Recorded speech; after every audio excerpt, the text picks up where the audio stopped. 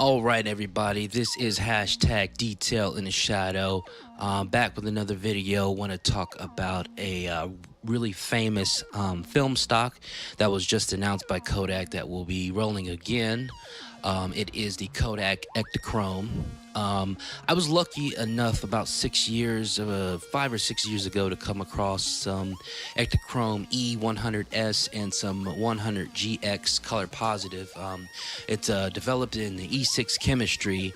I wasn't lucky enough to be able to get it developed in the E6 chemistry, so I did what is commonly known as cross-process it.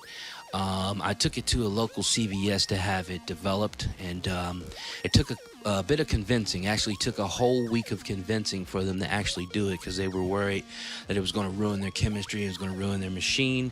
I told them that it wasn't, and I didn't really know if it was or it wasn't, but I was like, hey, let's go for it.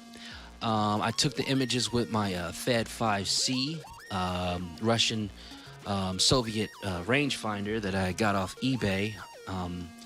Aside from the cross-processing, it actually produces really magnificent images.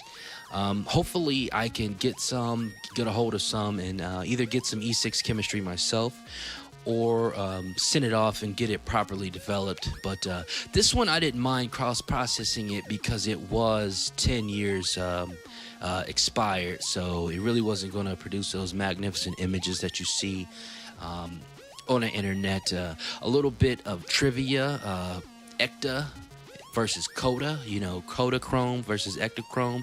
Kodak was the code name for the professional film, hence that it needed the tricolor developing process, which ended back in 2009, 2010, and the Ekta was the prosumer consumer grade E6 slide film that was more readily and easier to develop.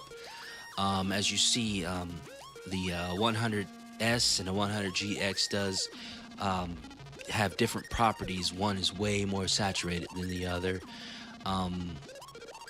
It produces really magnificent results. If you are lucky enough, like I said, I would go for actually getting it developed in E6 chemistry. It's a color reversal film, which means it's a slide film, which means it can actually be projected if you get them mounted in the slides and have a slide projector.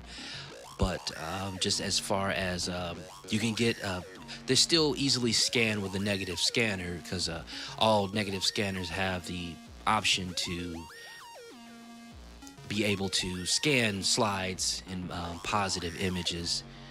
And you can, it's great, has a high exposure latitude, lots of detail, high dynamic range. I mean, probably the only thing that has higher dynamic range would be the actual Pro Kodachrome. So check that out. Check it out.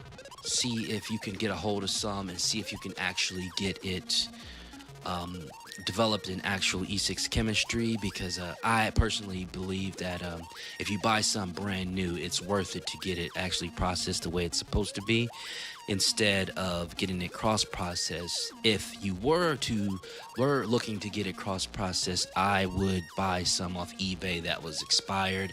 I wouldn't spend a lot of money on it, because well, just personal preference. You could get even more sharper detail with the brand new stock. I noticed that with the older stock, the grain really started to show through. But like I said, it's all happy accidents. Give it a try.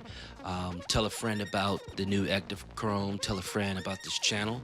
Tell a friend about film photography. Please like and subscribe. And thanks a lot. I'm loving this new series that I'm coming out with. More to come. Thank you.